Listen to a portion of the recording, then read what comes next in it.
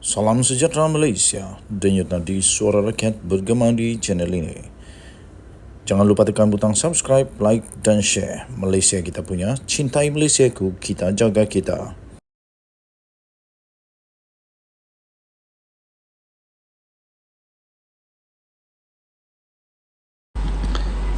Salam sejahtera Malaysia, denyut nadi suara rakyat bergema di channel ini.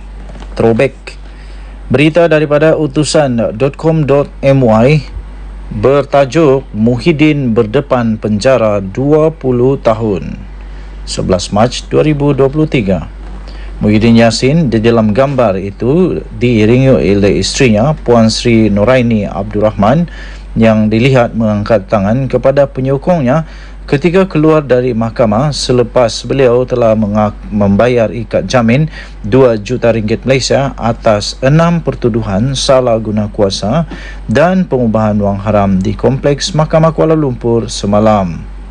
Berita ini daripada utusan.com.my bertajuk Muhyiddin berdepan penjara 20 tahun. Tarikh 11 Mac 2023. Berita penuh. Kuala Lumpur. Bekas Perdana Menteri iaitu Tan Sri Muhyiddin Yassin mengaku tidak bersalah atas 6 pertuduhan terhadapnya di Mahkamah Session di sini semalam membabitkan salah guna kedudukan dan pengubahan wang haram berjumlah 232.5 juta ringgit Malaysia. Salah satu daripada pertuduhan yang telah dikenakan terhadap Tan Sri Muhyiddin Yassin atau nama sebenarnya Muhyiddin Yassin didakwa dilakukan antara hari pertama beliau mengangkat sumpah sebagai Perdana Menteri ke-8 iaitu pada ... Untuk mendapatkan berita lengkap tentang perkara ini, sila layari atau langgani, sila log masuk atau langgan kepada utusan.com.my untuk membaca berita sepenuhnya. Sekali lagi, berita ini daripada utusan.com.my bertajuk Muhyiddin Yassin berdepan penjara 20 tahun pada 11 Mac 2023 pukul 7 AM. Laporan disediakan oleh Suwarni Mokhtar. Denyut nadi suara rakyat bergema di channel ini. Jangan lupa tekan butang subscribe, like dan share. Malaysia kita punya, cintai Malaysiaku, kita jaga kita. Bye-bye. Salam sejahtera Malaysia, denyut nadi suara rakyat terus bergema di channel ini. Minta maaf, tak ada tempat holder, jadi kita terpaksa berhenti tepi jalan. Kerana ada perkara yang saya ingin umumkan, ada perkara yang saya ingin kongsikan. Yang penting untuk seluruh rakyat Malaysia tahu. Jangan skip, jangan juga cepat-cepatkan dengar video ini sehingga habis, supaya anda tahu kebenaran, supaya anda tahu nak menilai, supaya anda tahu mana yang besi, mana yang plastik, mana yang kaca, mana yang diamond. Jangan tertipu dengan lakonan-lakonan, dengan minta belas kasihan, putar belit, sehingga nampak seolah-olah dia ini macam je malaikat, tak pernah salah, bersih. Orang lain pula di tuding-tuding jari hasil daripada kesalahan diri sendiri. Itu mereka yang terbabit lah. Okey, baik. Ada berita yang nak saya ingin umumkan. Disahkan Sanusi.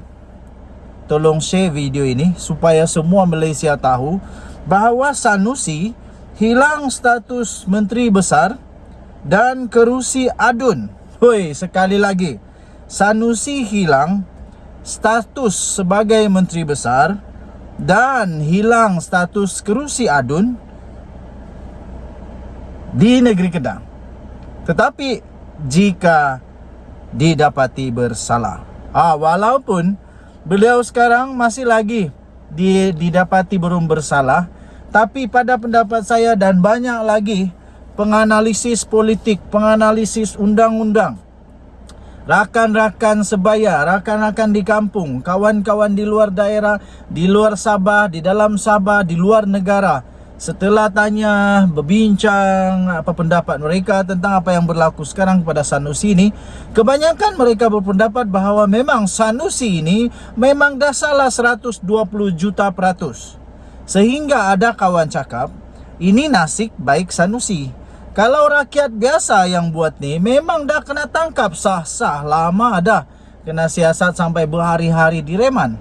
Tapi untuk Sanusi, baguslah. Sanusi perlu rasa bersyukur dulu. Sebab walaupun begini besarnya kes dia, rupanya dua kesalahan Sanusi ini. Pertama, dia menghina dan memperlekehkan Sultan Selangor berkenaan dengan pelantikan Menteri Besar Selangor. Yang kedua pula ialah dakwaan yang dijatuhkan kepada Sanusi adalah apabila dia mempersoalkan ataupun dia mempersoalkan, pada saya itu membuat satu cerita bohong di mana dia kata sebenarnya Agung tidak menitahkan untuk menubuhkan kerajaan perpaduan. Sanusi tak pernah pun jumpa Agung. Sanusi tak pernah jumpa Agung. Dia tak pernah kena panggil. Dia bukan ahli parlimen ya. Tuan-tuan dan puan-puan, kamu kena tahu bahawa Sanusi bukan ahli parlimen. Jadi dia tak pernah duduk di parlimen. Dia tak pernah bercakap dengan Agung. Dia tak pernah juga dengar pengumuman daripada Agung. Macam mana dia boleh kata bahawa Agung tak pernah titah untuk kerajaan perpaduan? Ternyata Sanusi kantoi lagi. Kali ini Sanusi hilang status MB dan kerusi adun jika didapati bersalah. Of course, apalagi kalau Sanusi ditangkap, dipenjarakan. Kalau sampai Sanusi didapati bersalah, diberikan denda, lepas tu sampai dia dijatuhi hukuman penjara, confirm lah tak layak bertanding langsung. Dan dia ni pun dah jadi standard dengan orang-orang penjenayah. Dia dah jatuh taraf kepada seorang banduan. Okey. Menteri Besar Kedah, Datuk Seri Muhammad Sanusi Madnor, tidak bermasalah untuk bertanding pada pilihan raya negeri DUN Kedah nanti. Walaupun berdepan dua pertuduhan di bawah Akta Hasutan 1948 Akta 15 di Mahkamah Seksyen Selayang pada Selasa. Bagaimanapun, peguam iaitu Muhammad Hanif Katri Abdullah, dia ni seorang peguam pakar, seorang yang banyak pengalaman sekali di dalam perundangan negara Malaysia. Dia juga orang yang sangat sangat mengetahui lah selok belok dalam perlembagaan, dalam dalam undang-undang Malaysia, dalam politik Malaysia. Jadi apa yang dikatakan oleh Muhammad Hanif Katri ini memang semuanya ada fakta.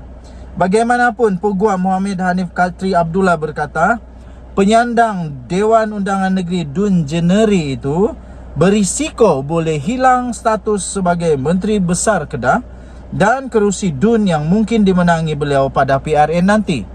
Dia boleh bertanding, boleh.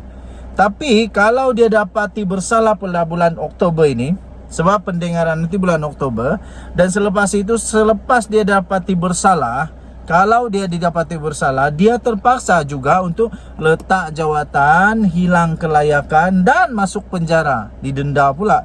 Paling teruk, memalukan. Memalukan. Dan dia akan melekat di dalam sejarah hidup Sanusi bahawa dia adalah pengkhianat kepada raja, pengkhianat kepada Agung. Lepas itu dia juga tidak menghormati perlembagaan negara Malaysia dan tidak setia kepada raja. Dia juga didapati seorang yang hipokrit, seorang yang pandai pura-pura lah. Jelas Muhammad Hanif Katri, dia kata senario itu hanya benar-benar berlaku jika Sanusi disabitkan bersalah dan dijatuhkan hukuman melebihi had hukuman yang membawa kepada ketidaklayakannya untuk menjadi wakil rakyat. Jadi kalau Sanusi didenda dengan denda yang melebihi had untuk membolehkan dia ditarik balik segala kelayakan itu, maka dia akan gugur semuanya. Dan lagi kalau dia dipenjara melebihi had yang dinyatakan pun dia akan hilang kelayakan. Saya pasti ramai orang yang nak tengok Sanusi bebas. Tapi saya juga pasti ramai juga orang yang nak tengok Sanusi kena penjara. terutamanya rakyat negeri Selangor yang sangat sayang kepada sultan mereka. Of course, saya pun berasa begitu. Kalaulah di tempat saya adalah orang Selangor, saya pun tak suka sultan saya yang saya kasihi, yang saya hormati, yang saya junjung kedaulatan kena main-main pula begitu. Jadi saya setuju dengan Datuk Seri Azalina Osman Said. Dia kata tak akan selesai dengan hanya minta maaf saja. Kemudian Pati juga bersetuju dengan titah daripada Baginda Sultan Selangor bahawa isu tentang Sanusi belum selesai. Walaupun ada menghadap Pesuruhjaya PAS Negeri Selangor, tapi Baginda bertitah bahawa isu itu belum selesai. Saya setuju. Okey, jadi kita doakan semoga keadilan berlaku dengan baik. Denyut Nadi Suara Rakyat bergema di channel ini. Kita jumpa lagi. Selamat pagi Malaysia. Bye bye.